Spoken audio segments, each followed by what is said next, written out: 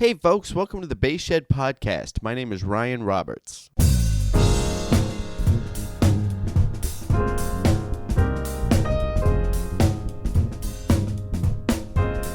D. Lakin Basses. I want to make sure that I always spend time on every episode to acknowledge Dan Lakin and D. Lakin Basses. Dan Lakin is the co-founder of Lakeland Basses. He's now started a new company, D. Lakin Basses. I'm honored to be a part of the D. Lakin family, and Dan and I co-designed a bass for the Inspired By series. It is a 5-string fretless with an alder body, a flamed maple top, a Bartolini pickups and preamp, a 3-way mid selector, a tap coil on the Music Man style pickup. It's 35-inch scale with an ebony fingerboard, hip shot, bridge, hip shot, lollipop tuners. I couldn't be more thrilled to have worked with Dan to create this bass, and working with Dan was so great. And even if he personally disagreed with me, which not gonna lie, and I kind of hope Dan hears this, he knows he did. He disagreed with me on some things, but he still went to bat for me. And I had some ideas about a preamp, and he talked to the folks at Bartolini for me, and Dan and I eventually sorted it out. And honestly, I always kind of went Dan's way on it because Dan is he's the bass designer and builder, and it was fantastic working with Dan and his building team to get this bass in production. And I can't wait to actually play it and have it realized. That is D. Lakin Basses. You can go to dlakinbasses.com. There's links all over the place at thebasshed.com. But check out what Dan's up to. Drop him emails. Tell him that you are a friend of Ryan Roberts, and he would love to talk to you about basses.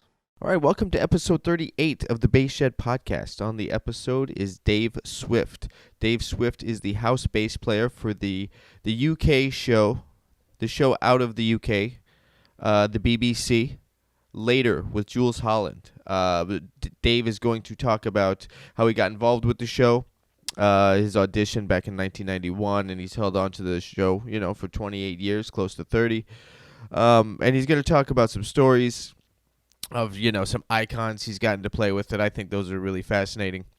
He's also going to talk about how some of his really early musicianship days, before he even played bass, how those would come into play later on the show and create some different opportunities for him on the show. And it's really cool. And we could have went on, and I'm sure he's got hours and hours worth of stories to tell with legendary musicians and that he's worked with along the way.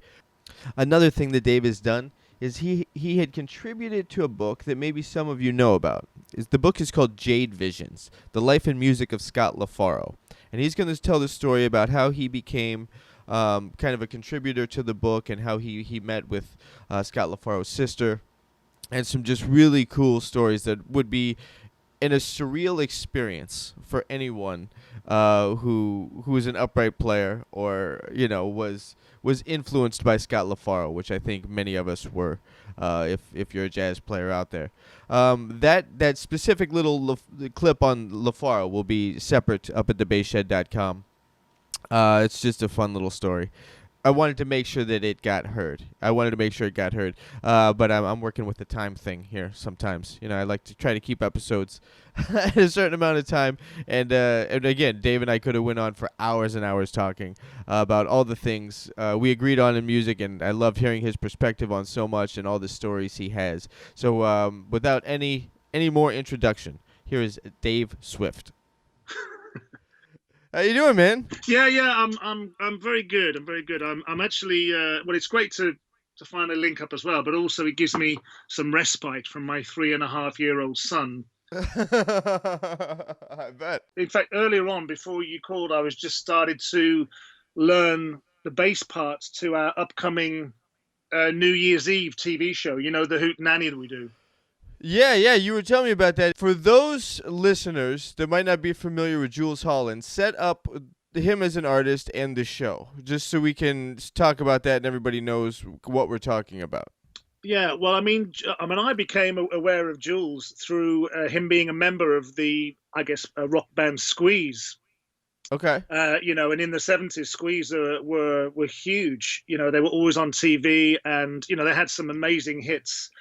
Like sort of Cool for Cats and Up the Junction. And so I was a fan of theirs anyway. And then Jules, he was the keyboard player in the band. The main singer-songwriters were Chris Difford and Glenn Tilbrook, but Jules was the keyboard player. But because Jules was so flamboyant, Okay. he got noticed by a number of people, and he started to be a presenter on TV of music related programs.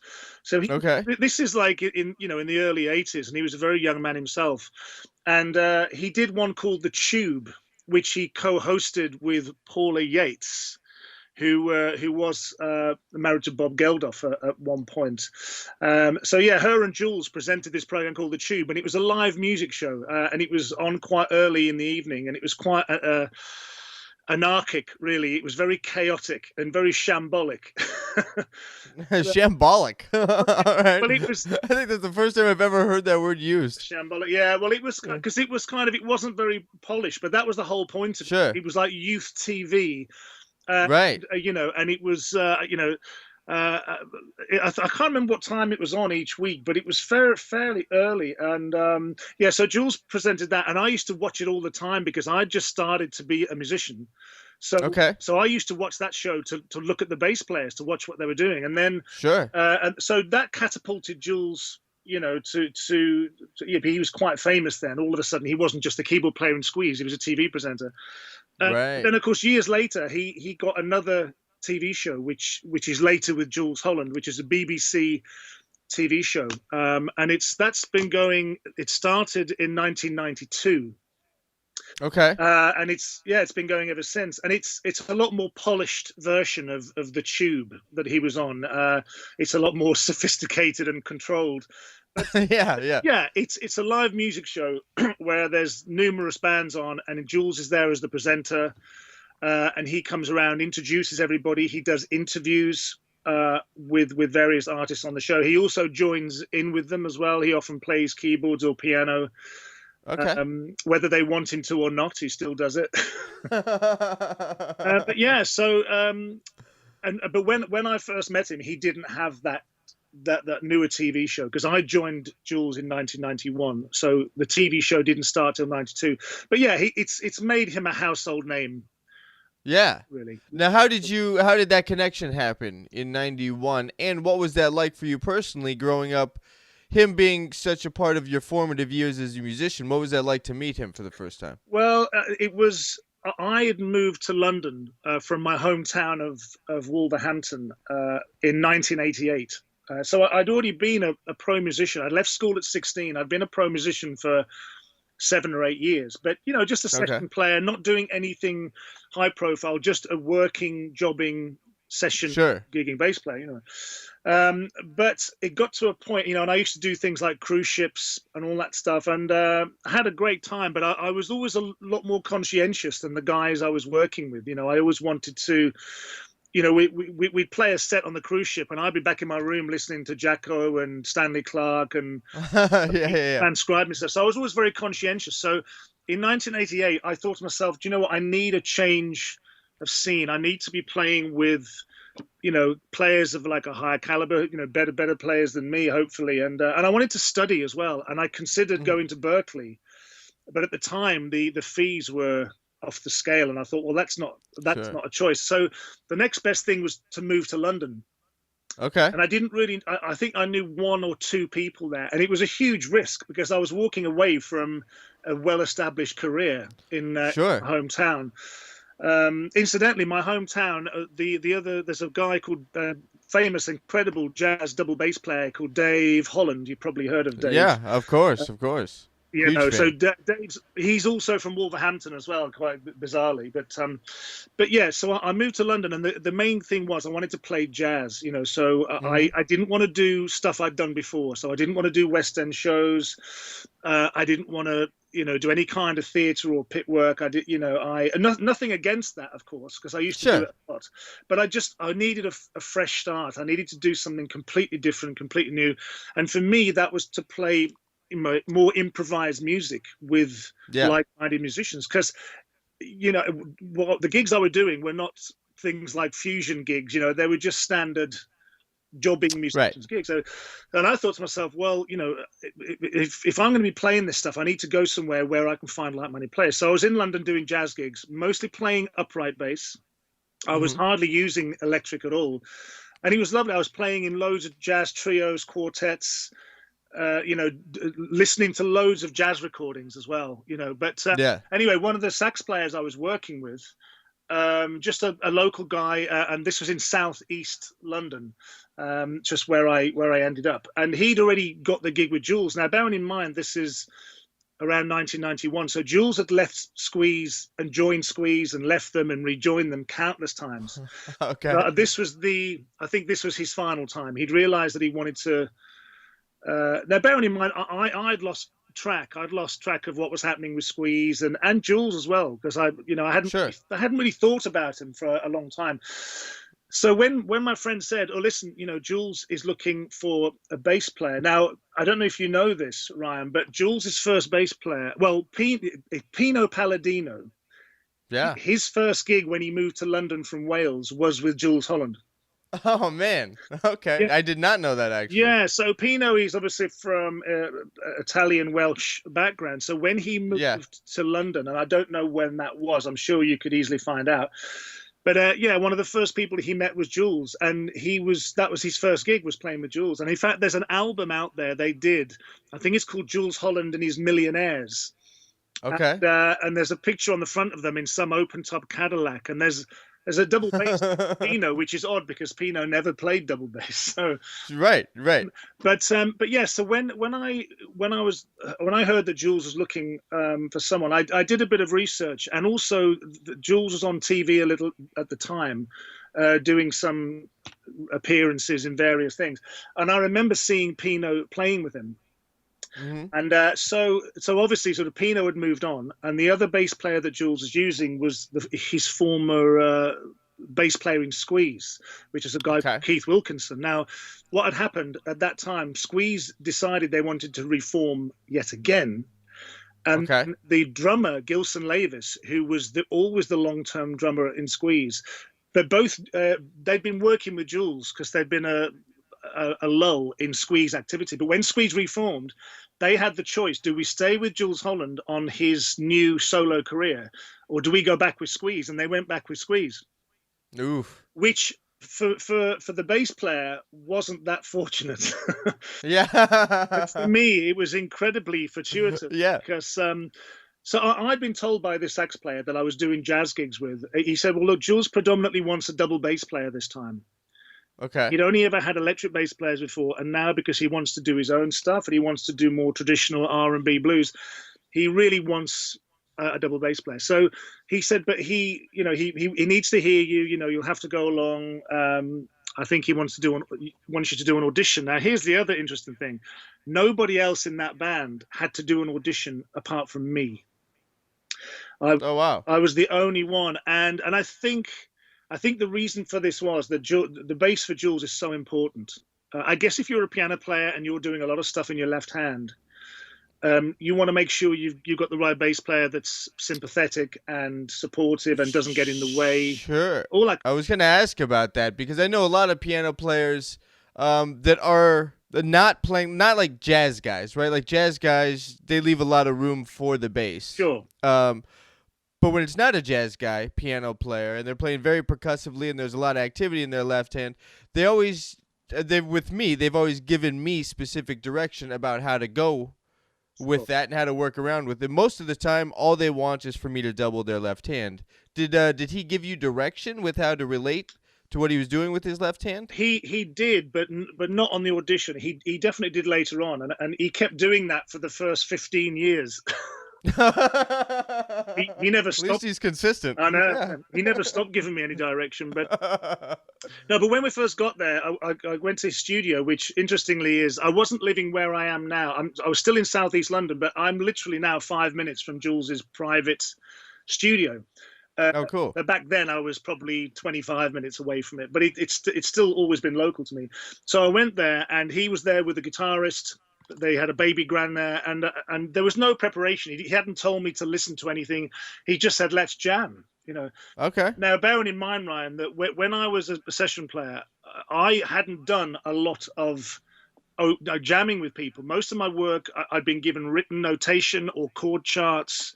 It was Right. all very pre-prepared and controlled. I wasn't one of those players that, most of the guys I knew, well, actually, some of the guys in Jules' band, they weren't readers. They still aren't. Okay. They're more ear players. Whereas for me, I was much more of a schooled player, I guess. But Yeah. I knew that I could hold my own. I knew that I could jam with these two, and that's fine. So we played. I can't remember exactly what. Probably just a load of 12 bars. And anyway, seemed to be okay. But you have to bear in mind, Ryan, at the time that Jules, this was 91, so his TV show later with Jools Holland hadn't started yet. He'd not even been given that show. So all this was, this is the guy that used to be in Squeeze, that I remember seeing presenting the Tube. Yeah. So it wasn't like, if you were auditioning for the Jules gig now, you'd probably feel the pressure a lot more. Sure. There was nothing on the line at the time. There was not exactly. As far as I knew, I hadn't heard of him doing any gigs or, so it was very low key, and I think this probably helped me relax and be very chilled out. So we played for, I don't know, 45 minutes or something, half an hour, and then at the end of it, he said, "That's great." He said, "But we do have some other people to see." And I remember thinking, that doesn't sound good. No, that's not usually a good sign. It's very nice, but we have a lot of people to see. So, yeah. But anyway, I was packing my double bass away. Him and the guitarist went outside. They had a bit of a chat, and they came back a few minutes later. And Jules said, "Oh, to hell with it. The gig's yours. We start touring whenever, or we have some gigs coming up. Here's a carrier bag full of cassette tapes."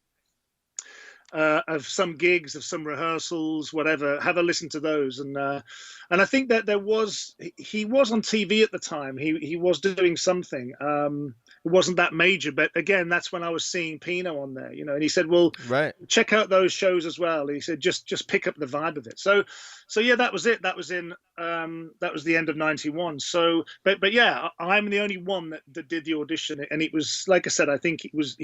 Everybody else has got the gig through recommendation. Someone said, "I know a great trumpet player," and Jules has kind of gone, "Great, bring him along, let him do the gig, and let's see what happens." But with the bass, I don't think he wanted to take that risk. He needed to meet me, see me, hear me, get the vibe, all that kind of thing. So, but yeah, but later on, he was very specific with what I was playing. So first of all, sometimes, as you said earlier, he wanted me to double what he was doing with the left hand. In fact, there's one song we do called Bumble Boogie, which is the flight of the bumblebee, I think it is. And and I always used to do it on electric bass. Now, depending on the speed that Jules does it, if he does it fast, even on electric bass, that's a challenge.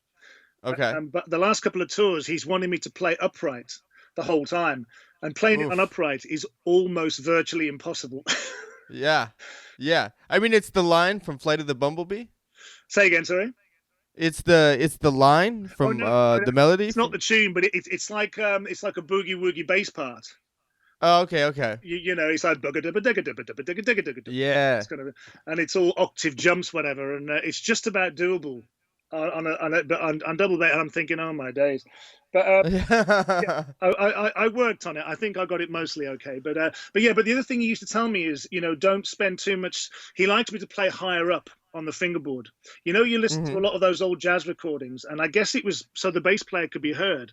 They played a lot of high walking stuff. Sure, you kind of stand out a little bit more up there. It's a little bit more lyrical and in kind of like a vocal range. Yeah, exactly. And so ironically, people sort of say, "Oh, the money notes are down."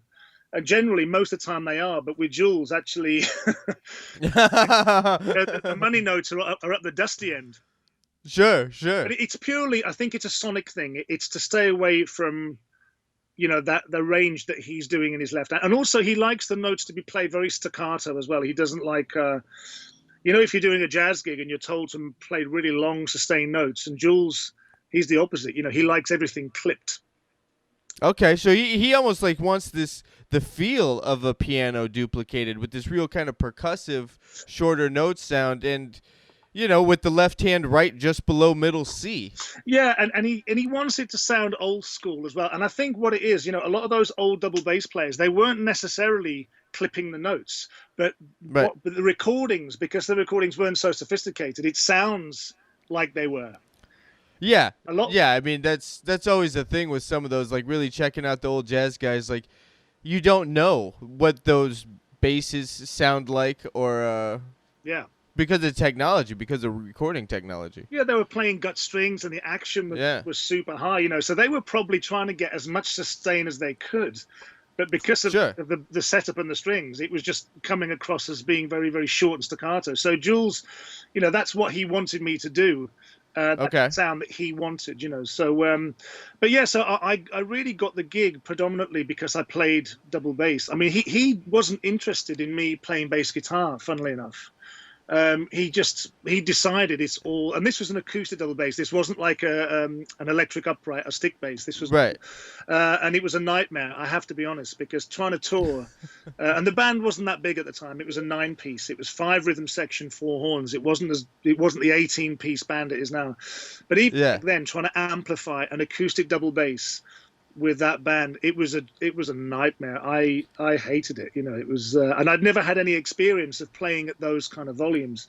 But I had to stick with it because he didn't want me to play bass guitar. It wasn't until when the TV shows started to come in and it was obvious that some of the styles I had to cover were only going to work on bass guitar. So, but it took me a while to convince him to let me use electric. That's for sure. Now, was this part of? So you came in right behind Pino. In the thing, right? Was this part of why Pino left? Is because Jules wanted a double bass? Oh no, I think what happened is, so the 2 bass players before me were Pino and this guy Keith Wilkinson, who was the bass player with Squeeze at the time. And actually, the first album of Jules's that I played on was called The A to Z of the Piano. Now, when I got there, Pino and Keith had already recorded some tracks on there. Okay. On that album, The 80s of the Piano, there's 3 of us on there. Oh man. Pino are playing electric and I'm playing acoustic bass. So we shared the duties on that album. But no, I think what it was with Pino, I think he was, because he'd already started to do work with other people. I think he'd already done some stuff with Gary Newman. Okay. And that fretless thing just captured everyone's imagination. Everybody. Man, that kind of really. I mean, he's a fantastic musician, but that was a thing for him then. Oh yeah, well it was. Well, do you know what? Pino and I used to be neighbors, like in South. Oh really? Yeah, when I not where I'm living now, but the previous place I lived at, Pino was in the next street to me. Literally, we were like, we lived a minute away from each other, and we'd often sort of hang out and bump into each other. And it's quite funny because I have a reputation for being quite a big guy. I'm sort of 6'3", and but Pino's bigger than I am. Pino's like 6'5" or something like that. Oh man. It's not very often I meet other players that are taller than me, but we got along. We got along so well. And yeah, I think with Pino it was a combination of many things. One, he was a superb musician. He played guitar prior to that, so I think he had a lot of knowledge from that. Sure. But also he was like a real hard worker. But a lot of it, and it's the same with me with the Jules gig, a lot of it is just serendipity. It's timing. Yeah. It's right place, right time, or it's doing something that just captures. And like I said, that fretless thing, just everyone heard it and said, "Oh my God!" Because obviously Jacko was doing it with Weather Report in more of a kind of jazz fusion thing, but no one was doing it on pop records.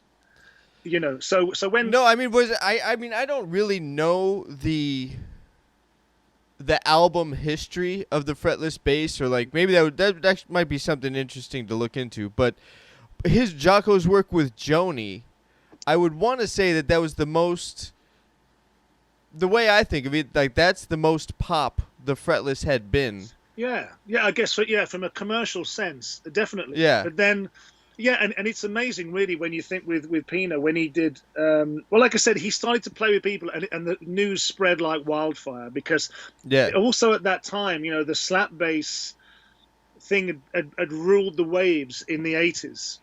Right. I mean, I used to do it, loads of it. I used to do tons of it, and I actually don't do it at all now because it just got to the point where even I was fed up of doing it and fed up of hearing it. Well, yeah, it's turned into something else at this point. Yeah, exactly. So Yeah. almost, I think people were looking for something different, and then Pino came along and did this amazing stuff. Yeah. But yeah, so I think it wasn't a case of it wasn't anything to do with him not playing double bass. I think he just got so busy. He became so in demand. Yeah. That's why he moved on. In fact, we had Gary Newman as a guest on Jules's radio show a few years back, and I think it came up in conversation. I think Gary Newman might have stolen Pino from Jules, and Okay. they were very good-natured about it. I think basically Gary Newman just offered him more money than Jules was. Sure. But Jules, I think, wasn't, and Jules and Pino are still very good friends, and I don't think there's no problem there, because again, Jules wanted a double bass player. Right. So yeah. Right. It was like an amicable, we're just going in different directions in our careers thing. Yeah. That's great. Yeah. So it's 91, you get the gig, you're doing some touring. The first time you... Actually, we weren't even touring. Forgive me for saying that, Elon. We were just doing a handful of gigs, like, college gigs, summer balls, polytechnics, really very, very, very low-key things. But as they say... Were they concerts or more like events that Jules might be hosting the event as a personality, and then you'd slip back in with the band? Or was it like a concert and you really... It was a really musical listening thing. No, to be honest, they were kind of gigs. We were just like a gigging band. I mean, like I said, we were doing college gigs. We were doing some club gigs. So it wasn't even... Because bearing in mind that Jules, this was later with Jools Holland. It was pre the Hootenanny New Year's Eve show, pre his radio shows. So he was still, it was a very slow process. He was, just trying to get his name out there. Yeah, we were just doing clubs and colleges and universities, really low key stuff. But for me, a gig was a gig, Now, sure, of course, it wasn't what I moved to London to do, because I moved to London to be a jazz musician. So I wanted to be playing in jazz clubs, in Ronnie Scott's, playing trios and quartets, whatever. And all of a sudden, I'm in this kind of blues, boogie woogie R&B band, thinking, well, this is kind of fun. But I guess none of us realized what was going to happen next. Sure. So now, at this time, right before, when you're at that period where you're just playing gigs kind of around with Jules, and you're thinking to yourself, like, I really want to be one of the jazz heavies and be on that scene, but you're in this boogie woogie band, are you thinking, like, okay, this is a gig, like, cool, I'm working, I'm meeting people, making a little money maybe. Yeah. And, like, in the back of your mind, are you still trying to navigate how to get into the jazz scene? I mean, totally. All my motivation was to play jazz. So all I was listening to was jazz. I was actually, funnily enough, Pino and we ended up studying with the same guy. There's a guy over here called Joe Hubbard who... I can't remember if Joe's American or Canadian, I'm not sure, but he went to Berkeley, and he was living in London, and he was offering lessons of all the stuff he learned there. So I know for a fact that Pino went to him, and I definitely did as well. And the main reason we both did it, I think, was because, I mean, Pino, as far as I know, didn't read music. I don't think he does, but obviously he's a stunning player who plays by ear. For me, because I started off on the trombone, I had formal classical trombone lessons at school, so I could already read music, but I didn't study music as an academic subject. So my knowledge of harmony and advanced improvisation wasn't very good at all, So I think Pino probably felt the same, and so we both ended up going to Joe to study harmony, and I have to say my mind was blown, because I didn't realize how little I knew. Interesting. I thought, how could I have been like a working pro player for like all these years? Man, that's always the case though. That feeling never gets old. Like if you, even now, you take a little bit of time off the bass, then you get back to it. It's just like, why has anybody ever hired me ever? It's incredible. But I guess, looking back, because I could read music, I could read, I guess, pretty fundamental chord symbols. I had very, very good technique. I was very good at playing a lot of different styles. So all of those things got me through, I guess, that I had no problem at all. I could sight read stuff, so a lot of my work was like that.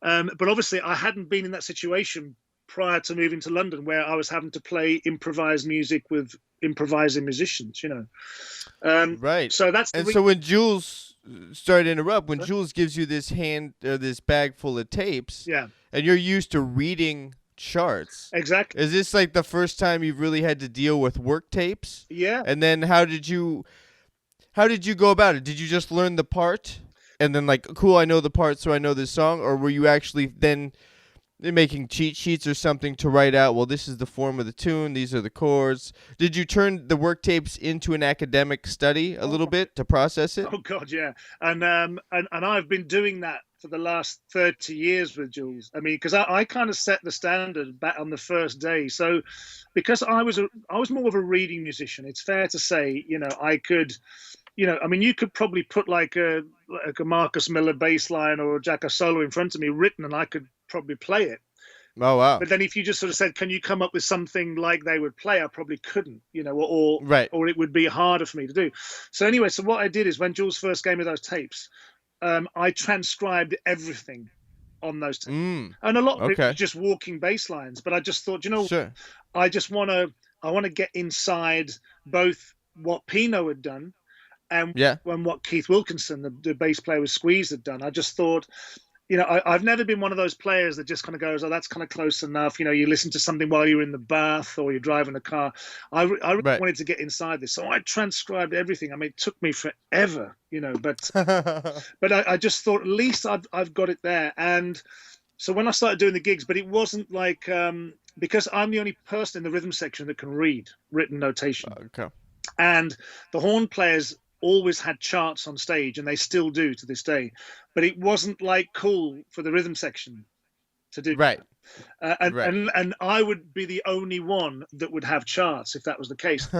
So I quickly realized, I need to do something I've never done before, which is like learn sets off by heart. Oh, wow. Because I've always, everything I did, even from the first day I took up the trombone at school, I had something put in front of me. I had a piece of music. Sure. Or a book or something like that. So now I've done the transcriptions. The next thing for me was, I need to learn all this stuff. And that was tough for me because that was what I was least experienced at doing. I mean, even when I was doing jazz gigs earlier on, I was still, and I know this sounds terrible, but I was still using the real book, which I know, again, with hardcore jazz players, that was a real no-no. It still is. Sure. I don't use it anymore, I hasten to add, because I've built the repertoire now. But back then, I needed the books, I needed the charts, whatever. But with Jules, so that was great training for me with him, and it was a real wake-up call. It was something completely different. I was out of my comfort zone. So yeah, I knew that I had to have this new skill set where I did this. I had to learn everything. Now, what I've done ever since, funnily enough, is, because I was always reading. So when I got the Jules gig, I thought, okay, this is great. I need to do more stuff where there's no charts. I need to do more stuff where I'm having to busk. I'm having to learn stuff on the spot, and that was what was great doing the jazz gigs, because people were calling tunes. I didn't know them. And then you listen and you play. So I was trying to bring my ears up to the same level as my reading skills. Sure. Which I'd never had to do before, So, I mean, even when I was on the cruise ships, it was funny. I was playing like Lionel Richie songs and whatever, and I was just playing the chart that someone had put in front of me. And then when I actually got round to playing with Lionel Richie himself, I realized, I thought to myself, my God, you need to listen to the songs. Whereas before I didn't even listen to the songs because I had a chart. Sure. Someone transcribed the bass part, and I think, well, I can read this, sight read it. And but I wasn't. Right, I can read this so I know the tune, which is, I mean, there's just two different ways. Like, you can read the chart or you can know the tune. And then, hopefully you can do both. Exactly. And you actually know what the record is, but then you're also like reading this chart with the record in the back of your mind. Yeah, so this is what I do now. And so I did that from day one. So with any guest now that's ever appeared, sorry, I know we're getting a bit ahead of ourselves, but I always, it's very rare that I get given a chart now by a guest. It's very, very rare that anyone, a couple of people did, I think. Andy Williams, when I played with him, his MD gave us some charts. And it's great for me because I know that I can just whiz them off. No problem. I can sight read that stuff in my sleep. But most of the time we get given a CD or we get given, we just get sent a recording, but I still transcribe everything. Now, if there's time, I'll learn stuff off by heart. If not, I'll use the chart wherever I am. Sure. But it's as important now to work from the recording. So. But sorry. Anyway, Yeah. we got ahead of our. Yeah. Oh, that's all right. That's all right. So yeah, I don't know what happened with the TV show. It just came out the blue, you know. So we were doing these gigs with Jules, like clubs, bars, colleges, whatever. And I can't remember how it happened, but it was 1992, and all of a sudden, we were informed that Jules had got this TV show, this BBC TV show. And I think initially it was just called Later or something. I don't think Jules' name was immediately involved with it. It was just called Later or Late Night or something like that. And they wanted him to host it, and they said there's going to be various bands on there. And yeah, and we just kind of, and we were still a bit bewildered. We still couldn't quite comprehend what this all meant, you know. And then all of a sudden, the thing started up, and I started to get phone calls from Jules's secretary management saying, "Oh, you know, we've got Vince Gill on the show, we've got Mary Chapin Carpenter, we've got John Prine. We need you to come and play bass for these guys." And I'm thinking, say what? You know, because first of all, like some of these people I wasn't familiar with, and interestingly, the first few were all kind of country singers. Okay. But I'd never been on TV before. Yeah. And it was like baptism by fire, you know. So Sure. So yeah, they were all filmed at the BBC Television Centre in central London, and yeah, I mean, some of those early ones, it was some of the bands had some of their own musicians. You know, they might have had a guitarist with them or a percussionist, and you know, I'd be called in to sort of, because they couldn't bring their bass player, so it wasn't like a set thing. You know, like the people have often likened what I do with Jules to like Will Lee did with the Letterman show. That's who I was thinking about when you were explaining this. And when you would have to play with an artist, what would you get? Would you get a chart? I'm sure that there was a rehearsal for the show, and so you'd get a rundown of what the, you know, maybe however many tunes they're doing is. You know, when I'm thinking about Will Lee, he might play one with them, you know, sure, during the musical thing. But this being a more musical show, you're doing almost a full set. Yeah. So what would you get, and how far in advance would you get the knowledge? Well, so you could check out recordings and things. Sure. Well, I mean, in the beginning, it was very, very short notice, and we, like I said, we never got given charts because I guess the people we were playing with, which were pop, country, rock, jazz type people, they just didn't have charts. So they would supply the BBC with a recording, and in the early days, it would have been a cassette. Right. And we'd have had that sent in the post. And sometimes it was like the day before or probably at best 2 days before, you know. And yeah, and you just have to learn it whichever way you saw fit. And again, if Gilson, our drummer, was doing it, because Gilson doesn't read or write music, Gilson would just listen to it over and over again because that's what he's always done. Same as Jules. But for me, I was intrigued, you know, because I wasn't a very good student at school, apart from when I was playing the trombone. It's the only thing I ever really worked hard at. But I think when I got this job, I thought, you know, I want to be studious. I had that desire to be a very studious player. So I would just transcribe everything, every little nuance of what was on these people's records. And the way I looked at this as well, Ryan, was and you know, more often than not, if anything's specific on a recording, it's usually the bass.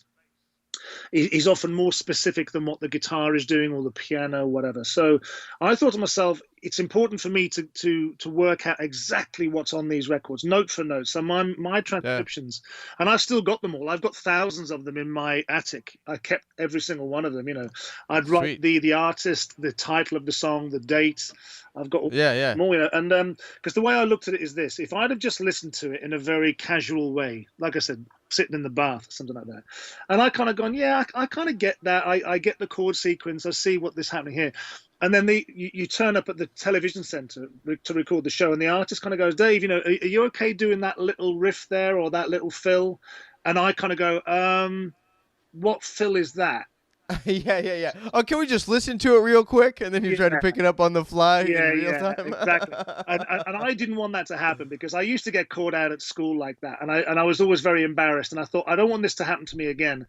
So for me, doing my homework, which I never did at school, was ultra important now. And I had this great sense of pride and professionalism. And yeah, I Sure. just wanted to be super accurate. So again, I would transcribe stuff. Now, on some of those shows, if I didn't have time, if I didn't feel confident enough, I would stick my transcription on the floor monitor.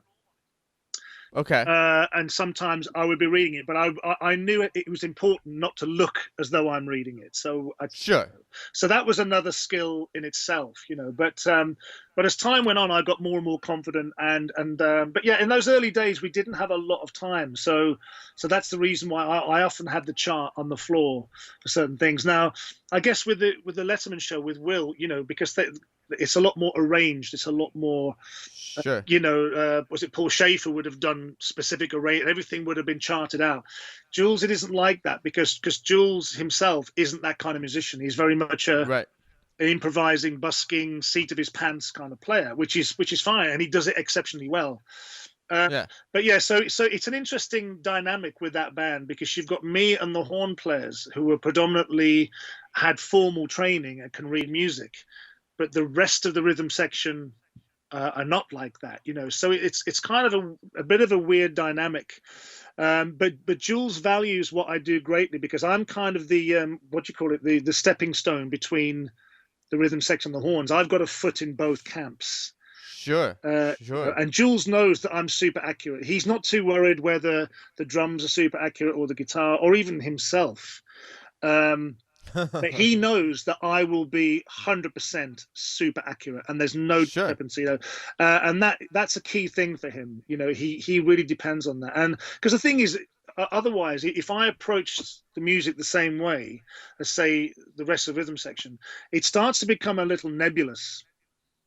Uh-huh. You know, there needs to be something in there that really ties in with what's on the recording. So, you know, when we ended up playing with people like Shaka Khan, and I'm having to play "I'm Every Woman" or "Ain't Nobody," you know, Right. you don't want to be sort of busking that stuff. You know, No. you need to know the line, you need to know what's on the record, and you need to know all those little nuances and that. So I did that from day one. But yeah, we often didn't get very much notice. The songs in advance, and then when we got to the studio, you would rehearse just before the recording. The first time you meet the artist would be like an hour or two before the actual recording of it. Yeah. Very, very short time, and you just kind of run it. And as you're running it, of course, the lighting people and the camera people are doing their rehearsals as well, so it's good for them. But yeah, you'd only have like a couple of run throughs at best, just an hour or two before the red light goes. So it was, Yeah. you know, so it was a real kind of roast. But having said that, it was amazing training because it just made me realize what's expected of me in this industry and in this band. So, but you know, the funny thing with the TV shows is I look back, I still had hair back in those days. I have to say, not very much. I kind of wish I'd shaved my head sooner because it looks a bit trashy, you know. But it's what I'm wearing. No one told me what you should be wearing on TV because I had no experience, and I look so scruffy, man. I look as though There wasn't a wardrobe. No. Somebody. No. We were always told you can wear what you want. But kind of Jules has always been very dapper, you know. Jules has been on the cover of like Gentleman Quarterly and things like that, and he's always wore Savile Row suits. And I wasn't like that, you know. So I was wearing like t-shirts and jeans, and man, I look as though I'd just been doing the gardening, or I'd just been underneath a car fixing an oil leak or something like that. Yeah. I just had no experience of it. But I thought to myself, well, you know, as long as I'm playing the right thing, as long as I'm playing the music and that. But I do look back and cringe of how terrible and how shabby I looked on some of that. So then, how long? When did you start to clean it up visually? Like when did you? I was I've always been a very slow learner, Ryan. I'm afraid. It took several years. I'm afraid it took several years, and I probably didn't have a girlfriend at the time, so I didn't have a woman telling me to shape up really. But you know, that was 91. So that was later with Jools Holland. But then I think it proved to be so popular because there was nothing else on TV like that. Prior to that, there was a TV show on UK television called The Old Grey Whistle Test. And I don't know if you're familiar with that, but that was also filmed at the same place. It was filmed at the BBC Television Centre. But in the 70s, I remember that was the seminal music TV program. I mean, I've got two older brothers, and they definitely would have watched that. But I remember kind of seeing Stanley Clarke and George Duke on that. But they Oh wow. but they had all manner of bands. I mean, you've just got to Google the old grey whistle test to see what was going on. But it was a slightly different format in the fact they had this guy called Whispering Bob Harris, because he had a very quiet voice. Yeah. And he would just sit there and he would introduce the bands. He would just sit there behind a desk and he would say all the time, and they wouldn't be an audience there. It would just be, the bands in the studio sort of playing away. But the Jules thing was, there was nothing else that had been in between that. So all of a sudden that later with Jools Holland became massive, and it catapulted Jules to pretty much being a household name. And then for the rest of us, it raised, everything changed for us, because, we all went from being like, no one knew who we were. We were just like jobbing. Sure. And then all of a sudden, people were saying, "So on TV, so on TV." And then I was curious about that. Did you, when you guys aren't taping, is because you're on TV, do you get a lot of other work because they want to be associated with the bass player who's on TV, and you played with all these famous artists? Do you pick up tours and stuff when you're not taping the television show? I mean, right now nothing's happening, but yeah. When the world was normal. Yeah, well, it's a very good question, because it's kind of it's the gig with Jules has been a mixed blessing, because because when the New Year's Eve TV show started, that was in '93. So that's called, Jools Holland's Hootenanny. So that's just specifically every New Year's Eve, and it's pre-recorded. It always has been. You couldn't do it otherwise. But that became massive as well. So because obviously New Year's Eve is such a big night for everyone, and if you weren't going out and you were going to put the TV on, most people would watch Jools Holland's Hootenanny. So sure. So that gave us even. Would that be compared to Dick Clark's New York ball drop in the States? Like, that's kind of the big thing here. Sure. I guess so, because we used to have something in the UK, and there's this guy called Andy Stewart, who was a Scotsman in a kilt, and he was up in a castle in Scotland, and it was just a lot of people playing bagpipes, and it was very old school. I remember my friends watching it. But the Jules thing was very hip, because it was we were the house band on there, and we'd be backing. In fact, the first Hootenanny we did. And it was, again, it didn't have the audience in the studio. It wasn't as big as it was. It just got bigger each time. But that first Hootenanny, I think we were playing with Sting, maybe Paul Weller or something. But Sting was definitely on the first one, and it was great because he wanted me to play bass, even though he was playing bass. He very kindly let me stay. But yeah, it was so both of those became massive things. But then as time went on, to go back to your question, it became a mixed blessing with Jules, because I did get called to do stuff with other people, but not as much as you would think. Okay. People are seeing me playing bass with all of these, I mean, kind of iconic people. The times we've played with Eric Clapton, with Jeff Beck. You, for the record, you are the first person I've ever received an email from that starts off, "The first time I played with Paul McCartney." Like, I've never received that email before from anyone. Yeah, he's a real sweetheart. Well, again, like Sting, when the second time I played with him, he played mandolin on one thing and bass guitar on the other. And I just said, well, look, when you're playing bass guitar, I was on upright. I said, I'll sit this one out. He said, no, I want you to stay. And one of the reasons why he wanted me to cue one of the songs we were doing, "Got to Get You Into My Life," and he wasn't sure where one of the sections came. He said, "Dave, I need you on stage to give me a cue." So ironically, if you look at that video of Paul McCartney playing "Got to Get Into My Life" and Jools Holland's Hootenanny, you'll see at one point, halfway through or three-quarters later, he turns around to look at me on the camera. And I kind of... Oh, that's great. I got to look that up. Is that on YouTube? I got to pull that up. Absolutely. And I either nod or wink or something like that. And that was me giving Paul the cue on one of his songs. That's hilarious. That's hilarious. But yeah, I think what happened is that I did get called to do some stuff. I got called to play... Ray Davis from the Kinks called me up to play on on a solo album of his, and I did some gigs and sessions and tours, but not as much as you would think. And I, to be honest with you, I think a lot of that was to do people, because we were so busy with Jules at that point. Yeah. Because we were doing the TV show and then and touring, and I think people just thought, you know what, we'll never get this guy. I mean, Sure. I'm hoping that was the case, and they didn't think, oh my God, this guy's so awful, we don't want to book him. Yeah, right. But Right. yeah, it's yeah, the phone.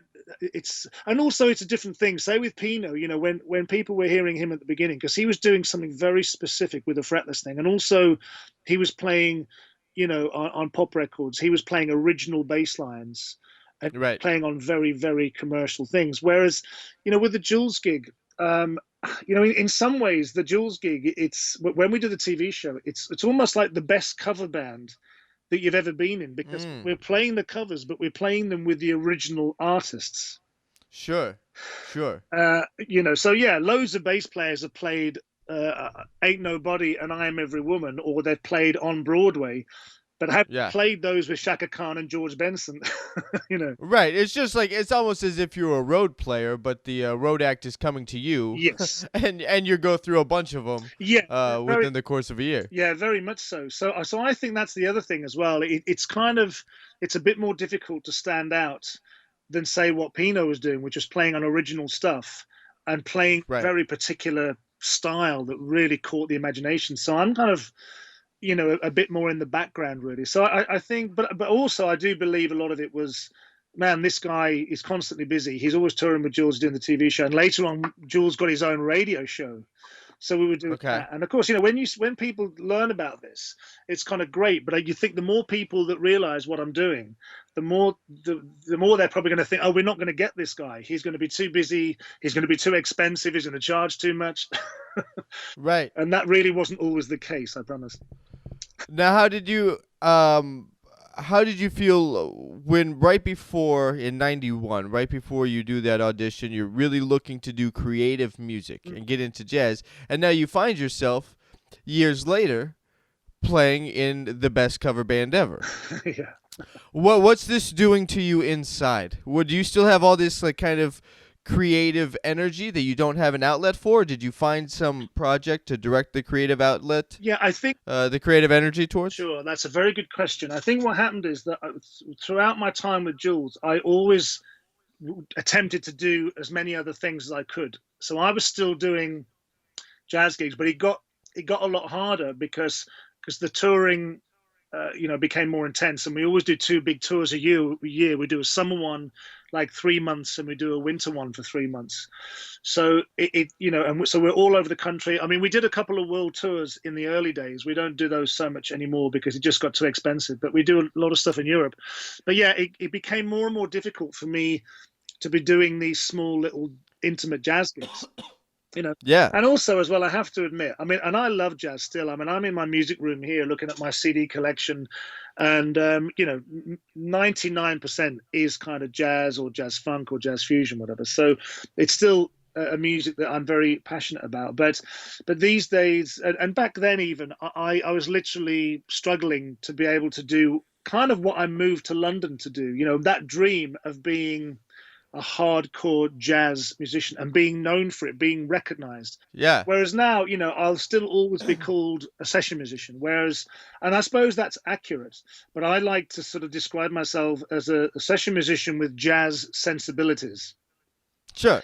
Man, I really think like the best ones were, like, I mean, the Jamerson was an upright player first, and like all that stuff, like that's all. What's the bass line? For once in my life, like how live he plays that and how in the moment he plays that, it's like he's playing a jazz tune. Do you know what? That's I got to play that line because I transcribed it. Yeah. It's a good one. When I first got that book, Standing in the Shadows of Motown, it's a great book. It's a great resource book, but not everything in there is completely. I completely agree with you, and I've also. So the other part of what I do at the Bass Shed is teach transcriptions, and I transcribe them all myself. So I'm very passionate about learning from the record. Sure.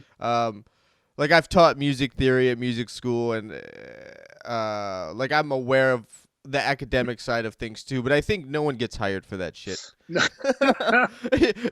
You get hired to make things feel good Yeah. and find your place within the music, and that's what you learn from records. Oh, sure. But the transcription thing, I think, is super important. I mean, I agree. Yeah, I've got folders. I've got like a Jacko folder. I've got an Anthony Jackson. I've got a Pino folder. You know, no, me too. Me too. Like I'm like on my computer folders with everything in Sibelius, and I don't, because I want them to look clean. And create PDFs. I don't handwrite anymore, but I used to handwrite. Oh yeah, I still do. Like I said, I'm staring at my table here, and all I can see is just like scraps of paper and like eraser sort of shavings and pencil shavings. I still do that, but yeah, as you said, with Jameson, with that, I got to play it with a female singer over here called Corinne Bailey Ray. She wanted to do it on Jules. Oh yeah, Put Your Records On. Yeah, exactly that. You know, and well, that's a story because we were due to do that one with her, and I learned all the part, did all the work, and then she decided at the last minute she didn't want to do it. This does happen occasionally. The artist will. Sure. Well, you know, yeah, they'll just. We happened with Gladys Knight as well. We were supposed to do 3 songs with her, with the rhythm section, and then she just decided in the end she wanted to do it with her MD. She just wanted to keep it really simple and cut down. But you know, I'd done these transcriptions, man, these really elaborate transcriptions of, you know, of her hits. But then again, you see, they still paid me. Sure. Doing the work, and but the thing is that with transcriptions, I love doing them because I always say to people, the transcriptions, the hard work is its own reward. Even if you don't get a chance to use them, the fact that you're studying the music, you're you know, you're digging deep into it, you know, you're scrutinizing it. Man, I obviously 100% agree with you, and I think that then maybe not everybody has the same, and I have other professionals and friends that have been on the podcast, they'd be like, man, I hate transcribing. And I understand it. It's laborious. Like it takes a lot of mental focus just to show up to the desk. To start doing it. And then you start transcribing it. But once you really get in, you realize all the subtlety of what really makes these things great. I think there's no better way. There's no better way. I mean, I have to admit, I was a lot more enthusiastic, you know, in my younger years. I mean, I remember sort of transcribing Jacko's Donna Lee from his solo album. Sure. And that took some time. My goodness. Yeah. And that was before, and I think I was using a cassette player, man. I think I was even. Oh my gosh. You know, and it was pretty torturous, but I was really pleased with myself. But as time goes on, because as you rightly say, it's very time consuming, and it really does take every bit of your mental energy, and your ears are just having to work so hard. And I think as I've gotten older, I'm probably not as enthusiastic. Fair, but it's funny because the more you do it, the quicker it gets, because your ears just become, you know, and like at this point I can almost visualize a rhythmic thing. Sure.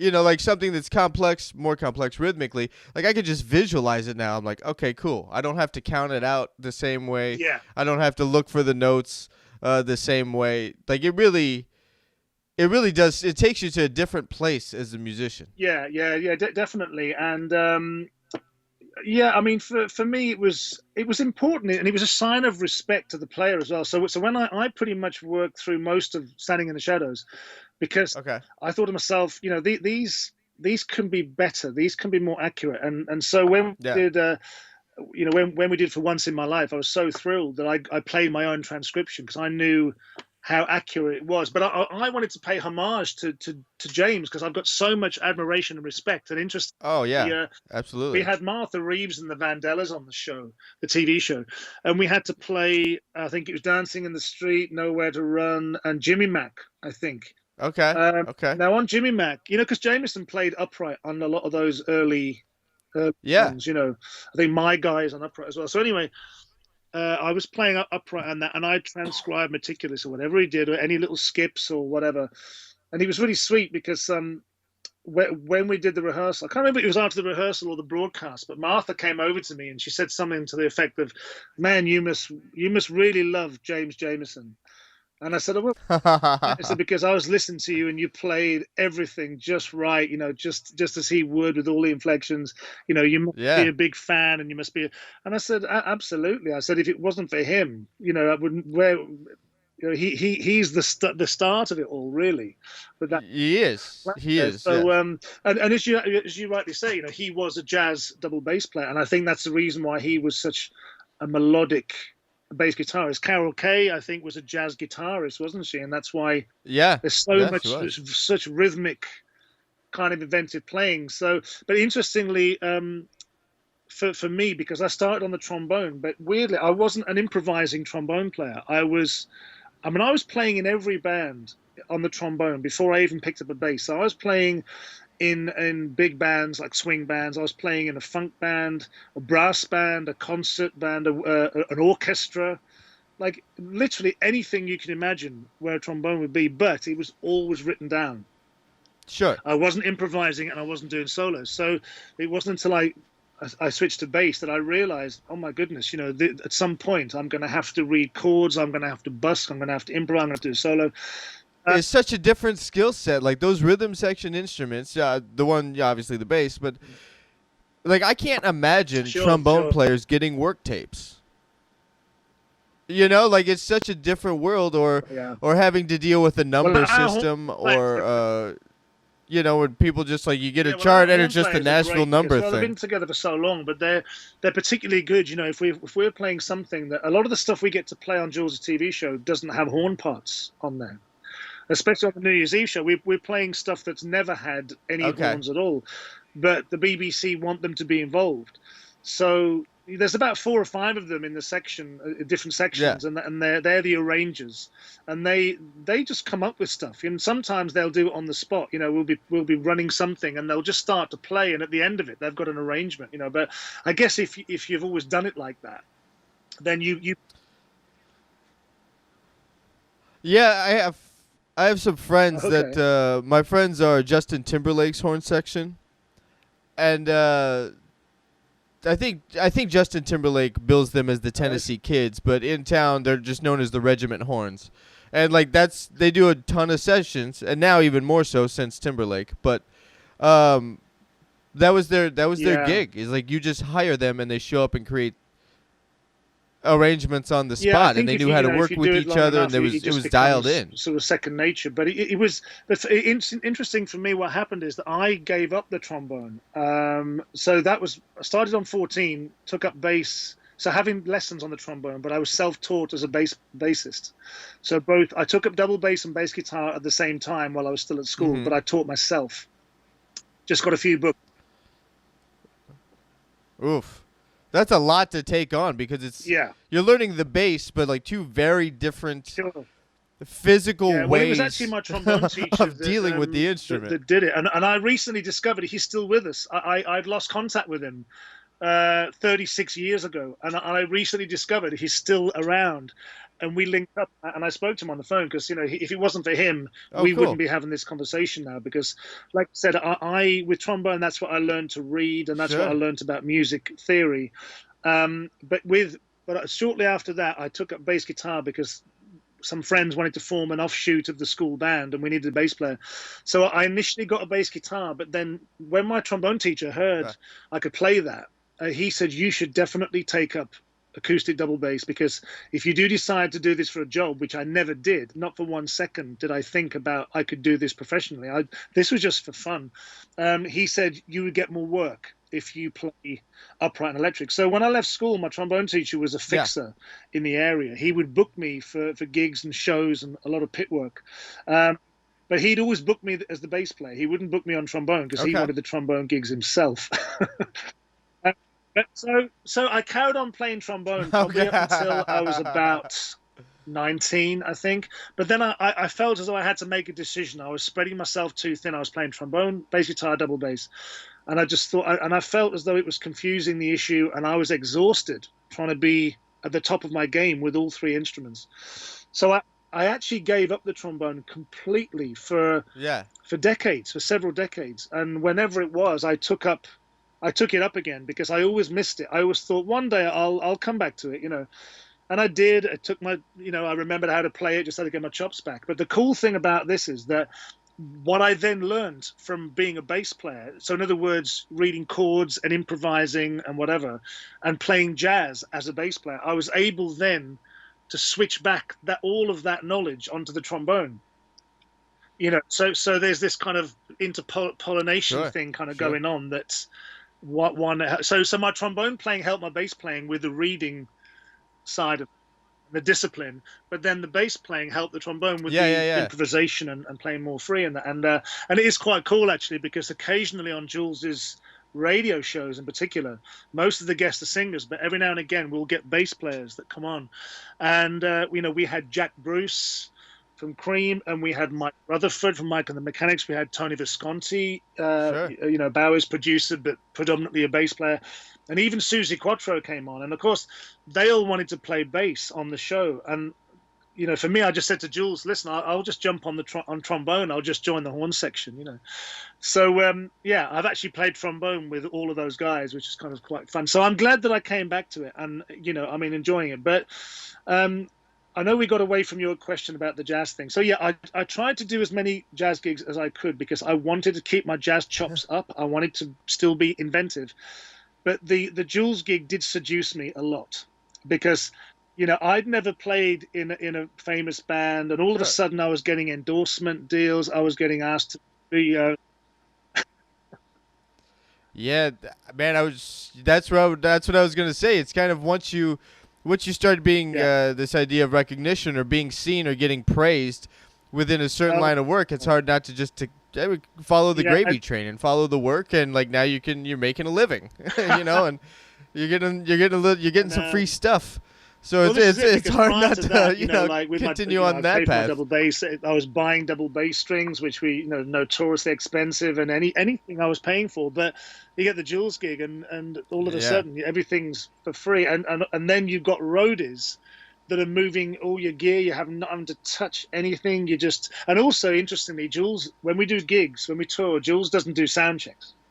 He doesn't like doing them. He doesn't like getting there in the afternoon and hanging around. So we have the same crew pretty much that we've had for forever. Some have come and gone and been replaced, whatever, but it's pretty much the same touring crew. So they do a line check of everything during the day. So we literally turn up to the gig. Oh, wow. I mean, Jules likes us to get there, as long as we're there 20 minutes, quarter of an hour before the gig, he's kind of cool. But, you can get there as early as you want. But we literally just go out on stage, and the first we touch our instruments is the first song. So, but again, our crew set things up, and sometimes if the hotel is close to the venue we're playing at, I'll go in early just to have a fiddle around if I have new gear or whatever, But most of the time, that's how it works. So And then I started to think about those jazz gigs, when you got to drive somewhere and you got to set your own. You got to pull up, you got to drop off your stuff, then you got to circle the block looking to where you park your car. Then you got to walk 2 blocks back to the gig and then start setting up. There was a great thing on Facebook, and it had a photograph of a jazz club when COVID first hit, and the jazz club was empty. There's another photograph pre-COVID, and it was still empty. And all of these things started to get to me, and the Jules thing, I mean, it was kind of the closest I'd ever had to a rock and roll lifestyle. It was kind of, and I'm not talking about massive excesses, but I'm talking about fun and, having a laugh and, flying to places. Yeah, you don't have to do all the grunt work when you're just doing the day in and day out gigging. And it was great, and I absolutely loved it, and I did get quite seduced by it. But then, I always felt guilty. I was thinking, oh man, but I'm not studying, I'm not playing jazz as much as I wanted to. I'm not studying it, I'm not listening to it as much because there just wasn't time, But I did what I could, in between all the things with Jules. I mean, I still do them now.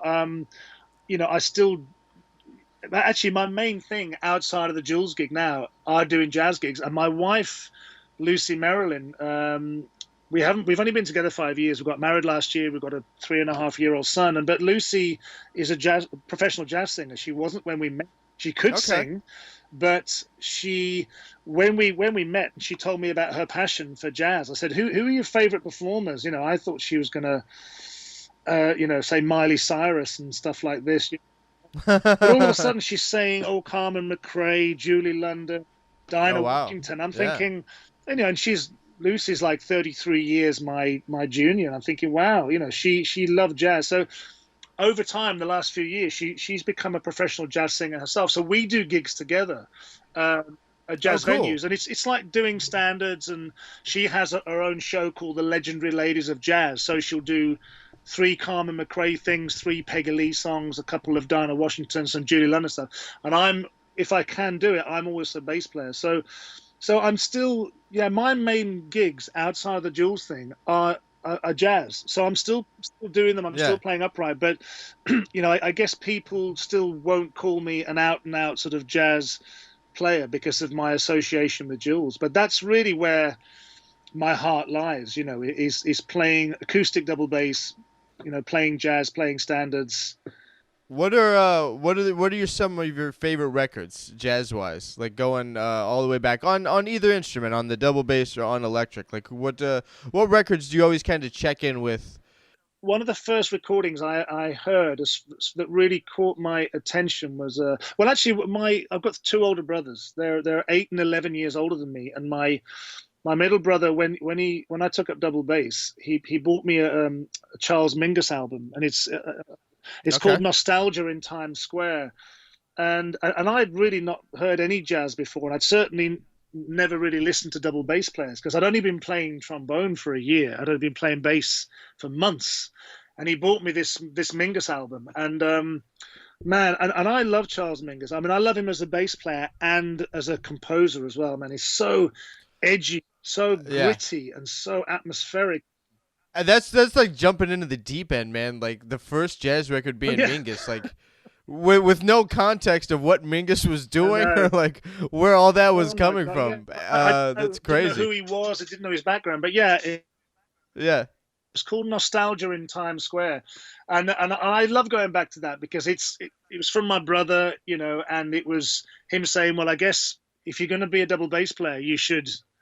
And I don't know if he knew anything about the album. Maybe he just went into a record shop and just saw it and it caught his attention. I don't know, but Sure. but I love going back to that because it's probably the first time I really listened to it. But listened to jazz.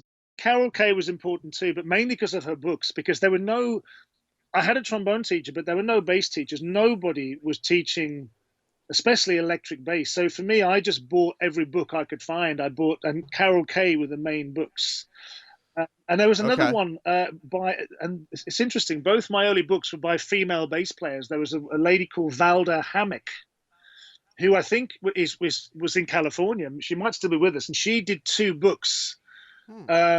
that I saw online, not online. I saw in a magazine I sent away for. So, yeah, my first two bass tutors were female, Valda and Carol, and those books were really important because that was it. I didn't have anyone to go to. I like the recordings, of course, but What did you gain from Carol's playing? I mean, her thing was just like setting up these parts that worked great for the yeah. song.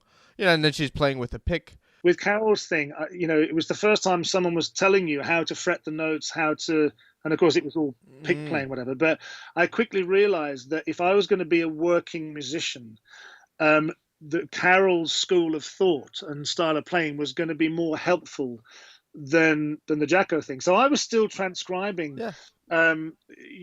Jacko's lines and Stanley's things, but it was almost kind of doing it for my own enjoyment and entertainment. I knew that Sure. what I was reading in Carol's books and listening to her playing was going to be more beneficial to me because I thought if I played more like Carol when I did gigs and that I wouldn't be fired. Right. No. Yeah. You're Compared absolutely with right. That's. I mean. trying to That's. do Jacko's fills and runs and Stanley's, whatever. So but I had like a foot in both camps there. I loved all that early jazz fusion and stuff like that. But then I still love songs. I just like listen to the Carpenters, I think, which was Joe Osborne, I think, on there. So I realized pretty early on what was going to be And that's the reason why now. I with a Jools gig, there isn't a bass seller. There used to be years ago. I had a big bass feature, which was cool. I used to go out front with a double bass, and Jules said you do whatever you want. And we did a tour with Sting. We supported Sting many years ago, and this is quite funny because we went on and I did this big bass feature, and we did Ragnar Do. We came off stage and Sting's in the wings, and as I'm coming off stage, he gives me a big hug, and he said, "Man," he said, "I love your playing." He said, "It's so beautiful." He said, "It reminds me of Charles Mingus." Oh wow, man, that's a sweet thing to hear, specifically for you with your relationship to Charles Mingus. Yeah, and like so you have this bass icon telling you sound like your formative bass. Man, that's huge. It was huge. Really sweet. It was very, very cool, But I think sort of maybe Jules thought the bass solo was getting too popular, so he got pulled, and there isn't really a bass feature anymore. Couple more questions, and we can wrap up. One, what are you still learning on Jules's gig? You've been in it for what, 28 years now, roughly.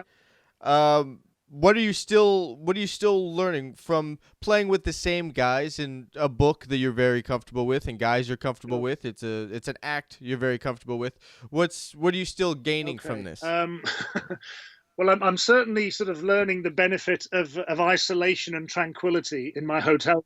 Yeah, that's for sure. Because when you're younger, you always want to hang out and you always want to sort of spend time with everyone. But the thing is, I realized, as much as I enjoyed that rock and roll lifestyle and having lots of fun and parties and staying up late, I realized that as you get older, you got to start looking after yourself. I never used to make breakfast, because I was always probably still in the bar when breakfast was being served. But I mean, never anything terrible, but just, we all were having a good time for a long time. Yeah. I mean, that's it. That's what happens. The gig's over and the band goes out and hangs. Yeah, and, exactly. But I think over time, with all due respect to the guys, because we traveled together and we were in the band room, we're on stage together, and afterwards. So I was starting to realize, I'm still very studious. I always want to study. So I on tour, I take my trombone with me. And I also started to play guitar last year because it's an instrument I always wanted to play. Both my brothers played it for fun at home.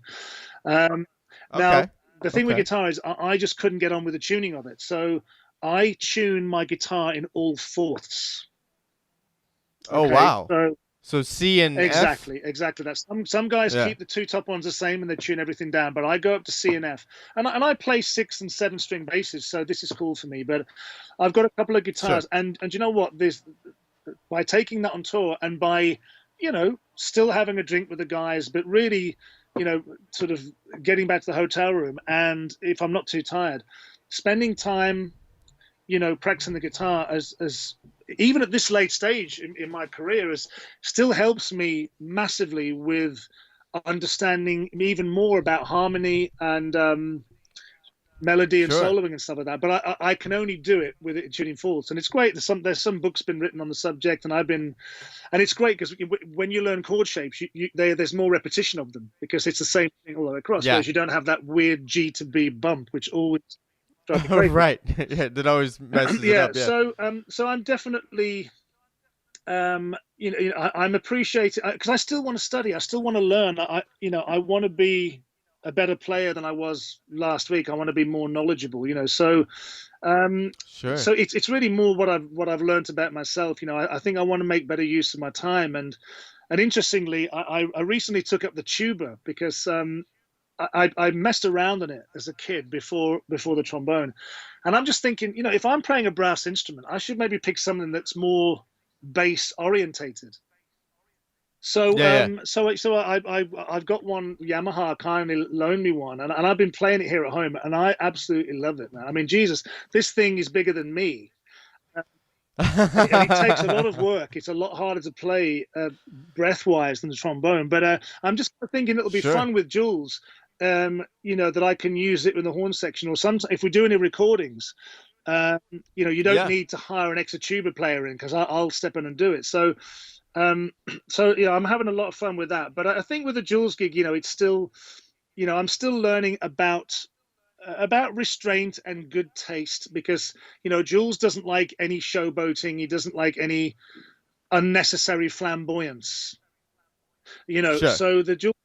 Now, because you had described him as being flamboyant at the beginning of this, is it because he likes the space for I himself? think it is that, and I think maybe he thinks Yeah. if I play too flashy, that I'll get noticed more, and I'll leave that. You know, Right. I remember we did a gig years ago, and I knew that Jules likes me to keep it very very simple. He likes me to keep it very very basic. You know, it's different when we're playing with other artists. He would never say to me, "Oh, you know, don't play what's on the record." He knows that the artist wants whatever it is. It doesn't matter how complex it is. But on his own stuff, Sure. or you know, playing more traditional stuff.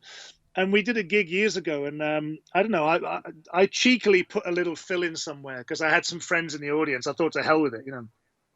And Jules came Yeah. up to me, and he noticed it, man. He didn't miss anything, and he came up and he sort of said, "Yeah," he said, "You know, I love your playing." He said, "But man," he said, "I did notice at one point he went a little bit weather report there." And I'm laughing inside because I thought to myself, "Wow, I wish." Uh, Right. Like, really? You think I sound like yeah, yeah. Jocko? Awesome. Like, that's how bass players hear that. It's like, oh Yeah, man, really? to me, it was Thanks. like a really weird backhanded compliment because he was telling me that, you know, Sure. he didn't want me to be doing that. At the same time, he sort of said, "Oh, it sounds a bit weather." I think, "Oh, that's very kind of you, I Yeah, think." exactly. Um, but yeah, Yeah. you know, it's still very much, you know, about restraint and control, which and not in a bad way. You know, it's a discipline thing. The dual gig for me It is the is. It is, constant yeah. reminder of doing what needs to be done, nothing more, nothing less. It's a discipline thing, and that's always been there from day one. So that's still a key thing, you know. I talk about that a lot when I talk through transcriptions of, like, you can take a line, a Bob Babbitt's Just My Sure. Imagination. Super easy bass line, right? It's like four notes Yeah. the whole time. But the fact that he didn't, that's the Yeah. lesson. Oh yeah. The lesson from that line is the fact that he didn't add Hmm. anything. The lesson is that he kept it those four notes the whole part. Yeah. That's some serious mature Well, do you know what? stuff. I think I've got some really favorite players, and do you know what? They're predominantly pick players. I really love bass players who play with a pick, but not rock players necessarily.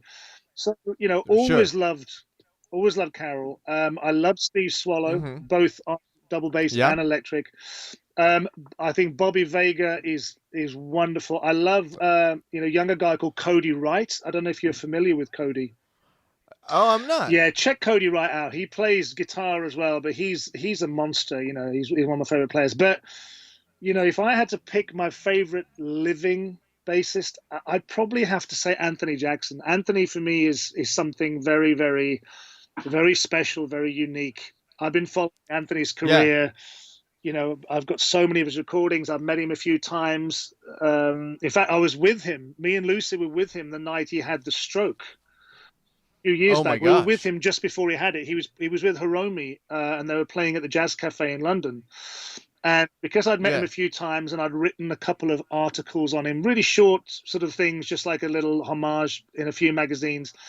And so, you know, he knows who I am. I've even got an Anthony Jackson Federa signature model that he set Okay. up and he signed for me. I still got that. So, yeah, he's a real hero of mine. But yeah, that night we were chatting with him after the gig. He called us up on stage, and Lucy and I were chatting away.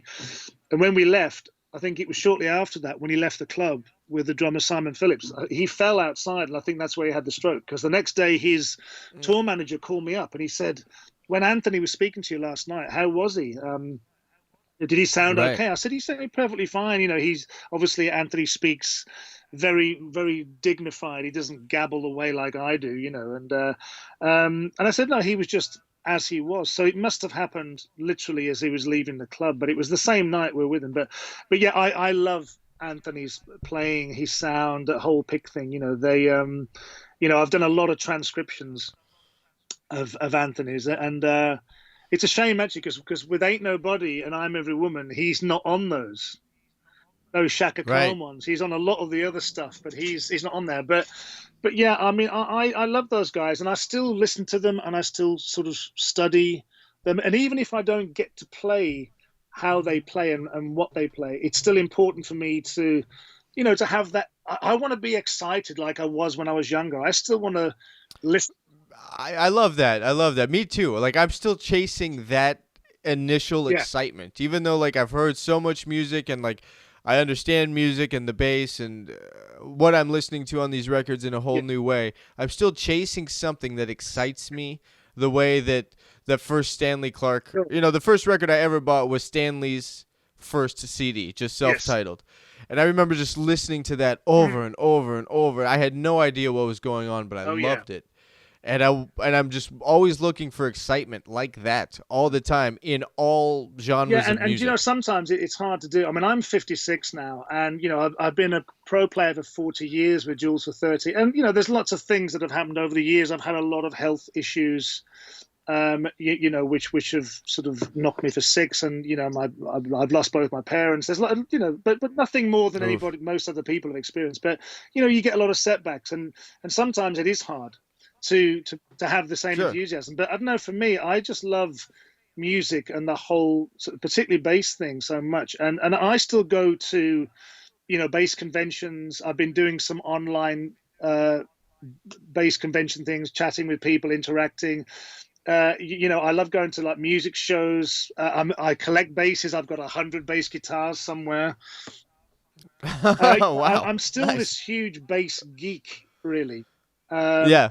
Yeah. I just can't shake it off, and so, but yeah, I think with the Jules thing, it's tricky because it would be so easy to try and to sneak, and it'd be so easy to get annoyed that I'm not able to be more flamboyant. People have said to Sure. me over the years, they said, "Man, if we had the Jules, we see you there, and you stand there very solemnly, and you do what you do." But they said, "Man, if we had that gig, we'd be putting our foot on the monitor, we'd be doing this and doing that and whatever." And I said, and you'd be fired."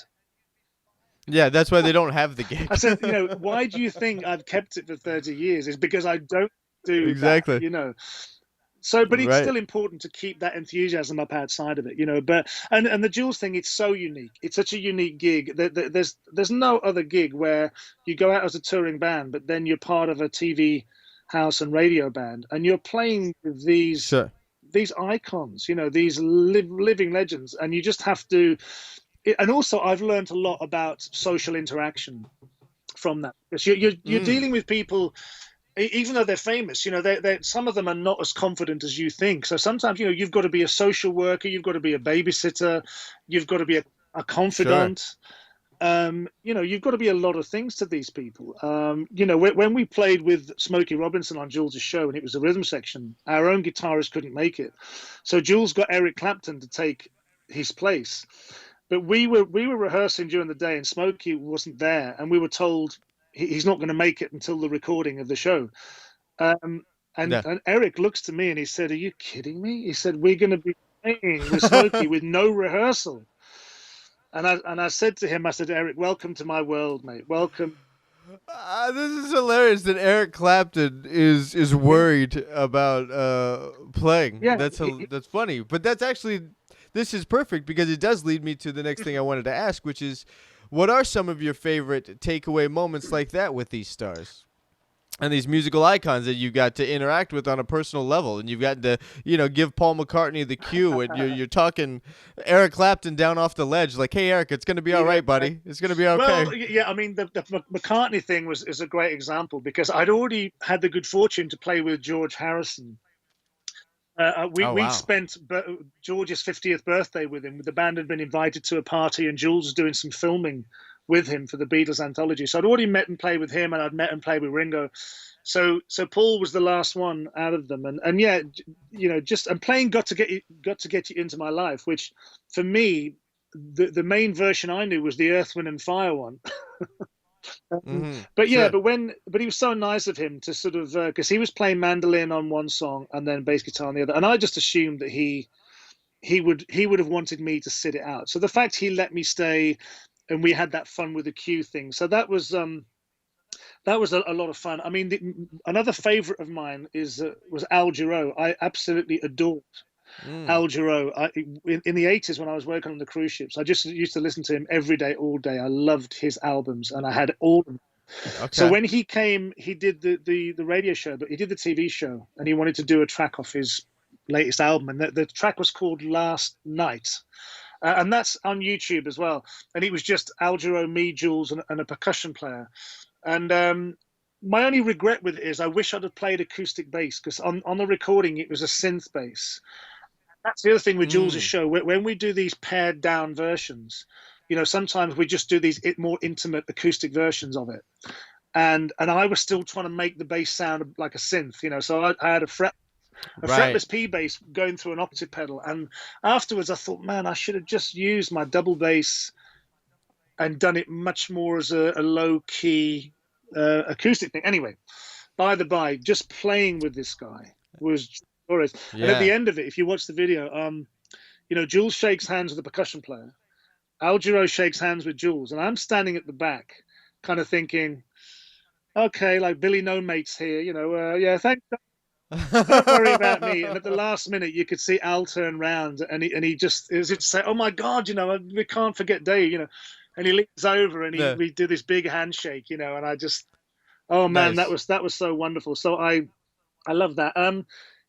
The Smokey thing was funny, because I said with Eric, just was incredulous. I had to keep saying, Eric, this is what happens on this show, man. I said, we're just going to have to get on with it, because he was used to rehearsing for days and weeks and months. Oh, sure. Before a tour, and then it's the paint by numbers, but you've rehearsed all that for those big tours. And the song that we did, it was that song that Norah Jones had a hit with called "Don't Know Why." So there's a lot of chords in it, And but yeah, sure enough, we had to run through it ourselves like an hour before, and then no sign of Smokey. Smokey turns up. We don't even say hello to him. He just walks out into the middle of the room and starts to sing it, and we have to play it. No rehearsal at all with him. And at the end, he comes over and he gives me and Eric a big hug. And it's the first time I've ever met Smokey. I've never met him in my life before, But he just gives me a big hug and he said, "That's so beautiful. Thank you so much. Thanks, guys." And then he went off, and I'm thinking, "No, that's cool. That's So I met him after we'd played with him. So to get to play with those two, those icons on the same. That's something special. Oh yeah, and you can, and also I normally play standing up. But Eric said to me, he said, because we were right next to each other, and he said, "Do you mind if we sit down? Is that okay?" I said, "No, I'm happy to do it." And if you watch the clip, although I think the BBC have taken it down. I think it might be a copyright thing. But man, I'm sitting next to Eric, and he's doing a solo, and the grin on my face is like the check, because I remember thinking, does it get any better than this? No. I mean, that's kind of it. Like you're sitting, you're playing bass with the dude. You're with Paul McCartney. You're playing bass for the guy that played bass to change the world. Like, man, exactly. It's so surreal. And yeah, absolutely. And the most recent one, I guess, was with Paul Simon, because. That was a couple of years ago. It's very recent, and he just got a new album out, and there's a track on there called Wristband. And I don't know if you're familiar with it. Again, the clip is out there on YouTube, but it's fundamentally it's voice and bass duet. It's like that's it. There's virtually nothing else in it apart from some hand claps. Now, normally when I do Jules' show, the bass part that I'm playing isn't always that flamboyant. It can often be very, just normal standard stuff, but unless you're playing with Shaka, of course. But then with this, I heard it, man. I'm thinking, oh my God, this is a bass feature. This is like a bass solo with some vocals on it, and it was on double. Did you have to bring out the fretless for that? Because I'm sure you know who I'm talking about, but I can't pronounce the gentleman's name. Yes, it's the. You played like that Washburn 5-string fretless. Do you know what? I think he is on the album, but I think he's playing a stick bass. Because it sounded, or he's playing an acoustic, but it sounded to me on the recording that I got given, it sounded like a double bass to me. It was either a double bass or an EUB. And I think he does play. And I know the guy. I know you mean, but yeah. So it was going to be a double bass thing, and it was. I heard it, and I'm thinking, oh my days, I've never had anything like this before on Jules' TV show in all these years. So I got there, and normally they stick me at the back, and all of a sudden, because of my height, the producer always has a go at me for ruining their backdrop. And that's why Yeah, they try and right. stick me at the back as low down as possible. But they put me at the front, so I'm standing next to Paul Simon. Oh my And she said, "Well, gosh. we've got." Yeah, Wow, what was well, that the like? funny, I felt a bit awkward because, I'm Sure. 6'3", and Paul, the lovely, lovely human being that he is, I'm not sure if Paul's 5 foot, or he might just be 5 feet or something like that. Oh wow, okay. I was thinking he was always around like 5'2", Yeah. 5'3". I Oh didn't no, know I he mean, yeah, was it could well be. okay. Forgive me, and I don't, I have no yeah, idea actually. I just remember like that old video of "You yeah, Can Call yeah, Me yeah. Out" with him and Chevy Chase, and like Chevy looks like a Someone giant. said to me, they said, "Why do they keep putting Paul Simon next to very, very tall guys?" But Yeah. yeah, so we're standing next to each other. Now, what the great thing about this was that because you have to run through it 3 or 4 times, and so you're sitting around while the film crew are getting the camera and the lighting ready, and it was nice because you get to know the artist. Now, normally, if I'm at the back, you don't really get to speak to them much, but because we're standing next to each other, Right. we're chatting for ages, and he Oh, was that's such a great. lovely guy. Because his father was a double bass player, so he's asking me about Mm. my double bass, where it was made, how old it was. He was admiring. Yeah. He was talking about touring. He was saying that he's not enjoying it as much. And I relate to that, because the older you get, it gets a lot harder. It's pretty grueling as time goes on. And we were Sure. talking about David Bowie as well, and all sorts of things. But when we started to rehearse this, and it was so much fun because the bass part is very, very cool, and like I said, it's pretty much a voice and bass feature. But the one thing I noticed, that he kept changing he kept displacing the bars, if that's the right word. It's like, he kept kind of either making a 2 bar phrase into a 3 bar phrase, or making a bar phrase into a Oh. 1 bar phrase, and he kept like sort of shifting the the bars and that stuff. And I'm thinking, wow, this isn't Right. what was happening on, because I just learned what was on the record, and I Yeah, yeah. transcribed it, and I'd learned it, so it was okay. But I'm thinking, oh my goodness, this is changing every time. And literally every time we did it, every rehearsal, and I'm thinking, boy, oh boy, I need to really be on this. So I had to keep switching. I had to keep switching bars to keep.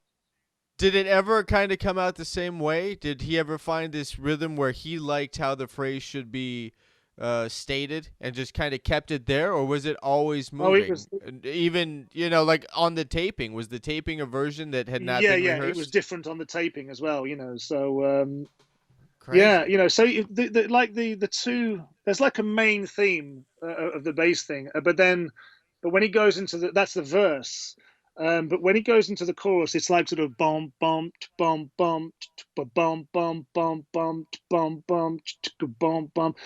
But he would sort of go bum bum bum bum bum bum bum bum. Do you know what I mean? Oh, he, yeah. he would just, I think displacement is the right word. He'd move these bars around, so I'd have to like double the first bar, as opposed to going on to bar two. I'd have to play bar one twice.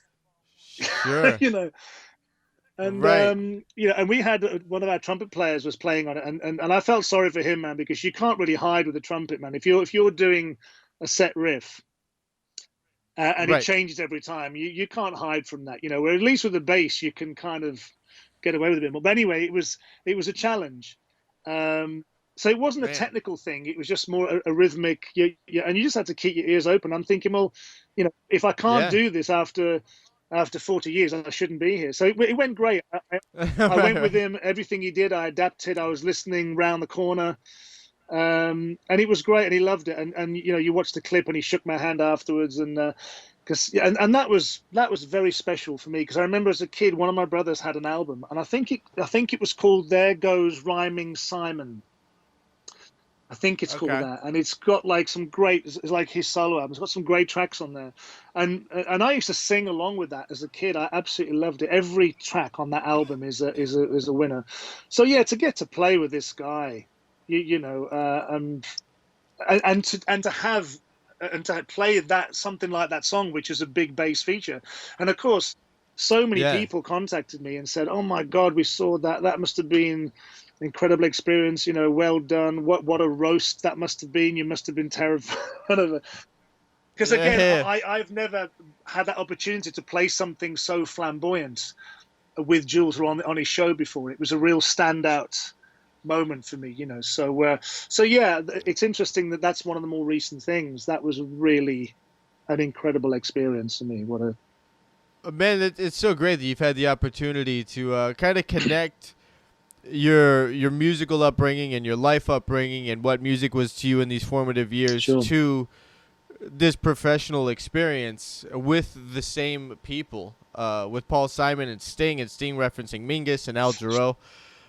That's really Oh, cool, yeah. man. Like that's And same with, yeah, thank you very much. I mean, with Shaka, the first time we played with it was the mid-90s, and it was when Jules only wanted me to play double bass, and I knew she was coming on the show, and prior to that point, everything was doable on upright. And when I heard she wanted to do Ain't Nobody, I'm Every Woman, I said to Jules, listen, you've got to let me play bass guitar. I'm not doing, I'm not playing I'm not playing yeah. those tunes on this. And at first he said, are you sure? I said, no, Jules, come on, man. And it took some convincing. But when that happened in the mid-90s, like 94, 95, that was the turning point where he was okay with me using both. But the first 4 years, it was just upright, But with Shaka, I thought, there's no way I'm going to break my fingers trying to play. Yeah, well, and that's not that music. That's not that sound. That's not how the Yeah. notes respond to the overall nature of Yeah, that feel. exactly that. So she was special as well. Again, it's been great playing with the people who I grew up buying records. So definitely. And George Benson was great too. We played on Broadway with him. That's on YouTube. So yeah, because these are the guys that I bought their records, and to get to play with them. And I think my older brothers must have been annoyed with me because they're the ones that were at home playing all of these records with Paul Simon and sort of Jack Bruce and all of these sort of guys and the Beatles and the Rolling Stones, and I've got to play with most of these, and I thought my brothers must hate me. They're the ones that bought the records, and I was probably in their rooms ruining them when they weren't listening, But yeah, and now you're playing with them. but it's funny. It's been a very nostalgic time for me because, recently somebody contacted, me speaking with my trombone teacher, who was, again, if it wasn't for him. And here's the quick thing I must sort of say, right? So when I was at school, I didn't take it up until I was 14 because I was kind of struggling with trying to find. I was good at sports. I love basketball. I still do, but I was trying to find something other than sports to excel at. So, to cut a long story short, I went along to him when I was 14. I wanted to play the trombone. He said to me, "You're too old." And I said, "Really? 14." But what he meant is, and I didn't discover this until last month, what he meant by this, all these years, I just thought he was being flippant. Okay. But what he meant is that the school discouraged peripatetic visiting teachers to take on pupils at that late stage. If they're going to be they can't warrant hiring the person to teach a kid because they think if you take something up as late as 14 there's not enough time left before you leave school at 16 to really play the instrument well. You need, and all of his pupils have been playing since they were 11 and 12, and I said to him, I said, so it wasn't your decision. I said, when you said you're too old, I said, wasn't you being horrible? He said, no, that was the school board's decision. And he sort of said, but I saw something in you. He said, and that's why he loaned me a school trombone. He said, go away. This is how you blow this thing. Come away in 2 weeks and let me assess what you can do. And those 2 weeks, I went nuts. I love the instrument so much. I couldn't put it down. I didn't stop playing it. And I came back 2 weeks later and he went, wow. He said, that's it. He said, you're my pupil, But I only discovered this last month that he fought my corner. He was the one that went against school regulations and said, no, this guy has got what it takes. And he sort of said, you were my star pupil. He said, then and forever afterwards, he said, and I said, well, you were such a great teacher. But to only just discover that if it wasn't for him putting his neck on the line, if he'd have just gone with the school, their rules, he would have gone, I'm sorry, you're too old, go away. What on earth could have happened to me, Yeah, that was the guy. Like that, it all goes kind of back to that conversation, like him going Yeah, to bat for you, like it that's changed everything. It was the biggest point in my life, yeah. and also there's some guy that's writing a book about the area I grew up in, particularly the church, and I was in a church choir from the ages of 10 to 19. So I was singing in a choir before I was playing an instrument. I was singing bass lines before I was playing them. Okay. Uh, and the only reason why I ended up in the church choir was the vicar caught me and my friend throwing some bricks at the church. Um, and it wasn't any kind of stance against organized religion. It was a couple of kids No. bored out their minds one sunny afternoon. Right. Yeah, just Yeah, wanting to break exactly. things. That's it. Like kids don't realize the consequences of their actions. You just want to hear the Yeah. crash. You just want the stimulus of the throw and something Exactly. And all the breaking. windows were covered in grills, so we couldn't have done them, but we were throwing bricks anyway. Anyway, the vicar comes Sure. in and says, "Look, you two, do you not think about doing something else more positive, that you're not so bored?" He said, "What about joining the choir?" Uh, and I did, and I stayed there for 9 years. And it was, and this guy wants me to sort of do a little article about my time and basically how it affected my musicality because when I Sure. joined that choir, I couldn't read music. I didn't know anything about harmony. And because I stayed there for so long, I sang all the different parts and I learned about, it was ear training, harmony, performance. I did a post Sure. on Facebook, on Instagram today on this thing. I posted an old photograph of me in the choir. But so that was amazing training as well. And that was before I even picked up an instrument, so Yeah. That's cool, man. there's been some key things in there. So the fact is, none of this was planned. There's so many people out there that are desperate to do what I do and have the career I've had, and they want some advice. And I said it's difficult to say when you want it so bad, but with me, I just love music, and I just you know Man, I really think that there's something to that in just the what you would know what I'm talking about if I could reference hmm. the the thing where you put out the energy and it comes the law of Yeah, returns. or Is the that what law I'm? of attraction. I think something. Yeah, that's what I'm thinking. Law of Yeah, attraction is like when you take the pressure yeah, off of it. You take this it's got to happen this way. It's got to happen this way, and you just relax into it and just specifically make it something that's oh yeah. joyful. And the other thing is, I think you put out that energy within music or within whatever it is you're doing, and and that's what's kind of responded to when you take when you take your finances out of gigging, yeah. and like everything kind of opens up once we take the pressure Yeah, off of it. That's what I 100%. think. And it's funny, the priorities as well, because for me, it's always been about the craft. It always has been, it Right. always will be. There's nothing more important for me. Nothing gives me as much pleasure in the world of music than practicing, learning, studying, improving. I still have that. And for me, it's always the most important thing. But you get sort of a lot of players come to me now and they say, their first question is, how do you get an endorsement deal? How do I get free gear? How do I get on the front cover of a magazine? I'm thinking, these are, You yeah, practice. this is You your opening practice. That's gambit. what you do. I never dreamt that I would be in a high profile band or being on magazine covers or getting endorsements. And I didn't, and I wasn't interested. It didn't enter my mind. What it was, Sure. I just loved music. I loved playing an instrument. I love making music. And I certainly was thrilled that I was able to make a living because, my parents both were factory workers. Although my brothers played guitar, they were never professional, So I was so lucky Sure. to have grown up where I did, which was quite an industrial area, and I ended up doing something that I absolutely loved and adored, and I'm still doing it. I'm still doing it. But I Yeah. love that saying. I don't know who it's attributed to, but it's really quite fundamental, and it's the harder you work, the luckier you get. I've never heard that one, but I Yeah. completely agree. I And completely but agree. the main thing Yeah. is that you have to do the work. You have to put the time, and you have to be diligent, determined, tenacious, patient. Sure.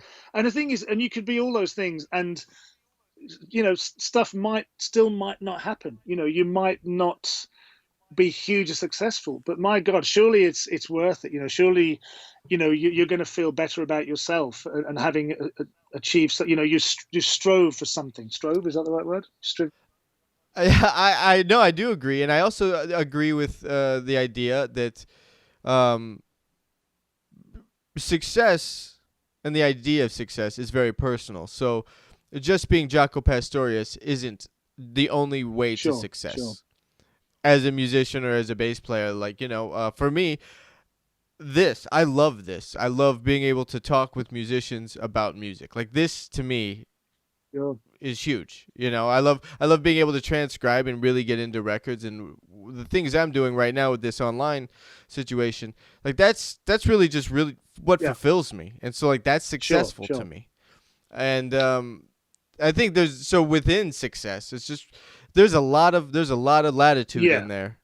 And there's room for everybody. It's not just success means you're on the cover of the Bass magazine. Yeah, absolutely. And you know what, with the social media thing, because I mean, I'm out there, I'm on Instagram and Facebook, and I still have mixed feelings about it, because, sometimes I just find it just a bit kind of stressy, and some people thrive on it, and some people, it's their main part of their day is posting something, and I never do those things where I post videos of me shredding and that, because I don't have the time, I don't have the inclination, that's not who and what I am.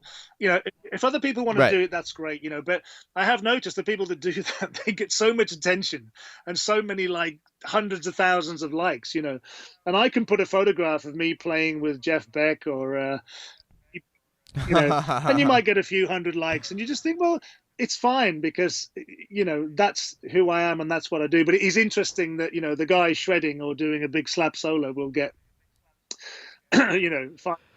Yeah, I think that, and that's what kind of gets me dark about the whole thing, is because there's no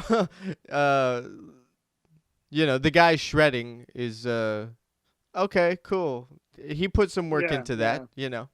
That's fine. I mean, on all aspects, to edit the video, if he did, to set up his room to look clean, whatever. But it's just like, that's not a career, and that's not making music with people. And it's hard to subscribe to the fact that that's releasing art into the world. Sure. Well, you know what I liken it to? It's a bit like, those old Victorian carnivals where you pay to get in, and you're seeing all of these sort of talented trapeze artists, whatever, doing these things, and then what the people really want to see, they want to see the bearded lady. I was hoping that's where you were going to go with that. Yeah, the freak show. I was hoping that's where you were going to go. The two-headed goat or whatever. They want to see the kind of. They want to see the freaky stuff. And it's kind of, and it feels like that with social media. I mean, if I put videos out of the stuff that I played with these iconic people, it wouldn't be impressive, because what I've had to play with them has been quite sort of basic and fundamental. But it's what I've had to play. It's what they have wanted. It's what they've requested. But it just doesn't translate well into the world of social media. Whereas if right, just everything's very sensationalized. Yeah, and it's. But as you said, I guess it gives everyone a platform, and it gives everyone a fair shot at things. But I think it does create a very false thing, really, which I'm not sure is a terribly good thing. But all I know is that I still get the most satisfaction for me, like I said, playing my instrument and playing it well. Backing someone and them coming up to me saying, "Wow, you did a great job," and just still learning. I still study. I mean, I've got books all around me on all manner of things, and I study all the time. I always want to learn and improve and evolve. I mean, that's never going to change. Pretty important. That's great. Man, I'm gonna need to have you back on the show. I'm sure we have many more hours of stories you can share with everybody. This is fantastic. Well, thank you. As long as I haven't bored you too much with this one, then that's very. No, not at all. Man, thanks so much. Definitely have a happy New Year, and maybe come back after the New Year's Eve and tell us about what happened at the Hootenanny. I'd love to hear about how that shaped up. It's a shame, actually, because there are some names on the table, but unfortunately I'm not able to disclose them because I'll get in a load of trouble. Yeah. Let's talk about it yeah. after the fact. I think then we can talk about, and then we can talk about who might Yeah. have been Yeah, on the because table. if they can't get these guys, as you said, yeah, it will still make a great conversation of who should have been, who was planned on there. So yeah, all right. Listen, it was thanks so much for inviting me. I hope I didn't sort of bore you too much or rant. Oh no, this was fantastic. This was a lot of fun. This was a lot of fun. All right, cheers, man. Thanks, man.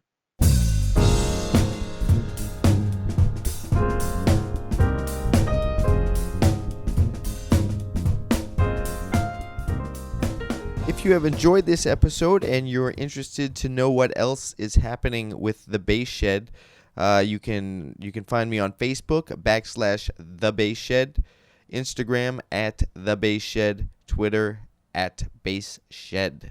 All right, that was my talk with Dave Swift. Man, what some interesting stories there. I think are great.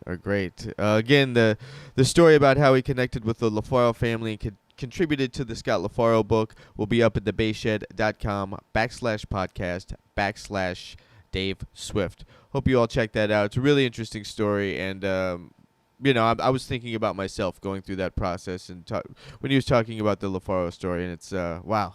That's some heavy connection to bass history and jazz history, and I hope you all get a chance to listen to that. That's what I got, folks. That was Dave Swift. I will catch you on the next one in a minute.